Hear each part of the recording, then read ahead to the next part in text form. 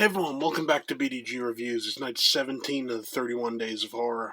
What I've got for you tonight is a review of a movie that's, I want to say, like, unfairly forgotten, and that is The Dark Half. This is based on the Stephen King novel, uh, directed by George Romero, and, it's like,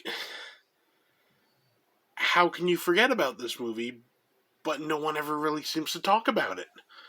Um, the basic plot of this movie is you have an author called Thad Beaumont, and he has a pseudonym called George Stark, and with that pseudonym he writes like really like dark, like mean spirited, like think like Jack Ketchum style novels, and people like it, but he's started making a name for himself writing under his own name and doing something slightly different. So he decides he's gonna kill off Thad Beaumont decides he's gonna kill off George Stark. Kind of like how Stephen King did with Richard Bachman, his pen name. Uh, in this, though, George isn't too happy about being killed off, and he comes back to life. Murders start happening that are pointed to Thad Beaumont as possibly the guy that did this, but it's like it's not, because he has like airtight alibis and stuff, and it ends up becoming very evident that there's more of this. There's the whole thing with like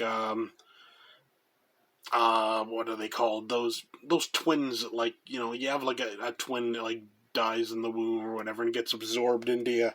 Thad Beaumont had a tumor in his head that was his twin, essentially. So the basic idea is, that's George Stark. Take it for what you will, It's a really enjoyable movie. People have forgotten about it, but I find it's one of the better Stephen King adaptations. You could very easily, with this story, go very hokey, but it doesn't. It just works.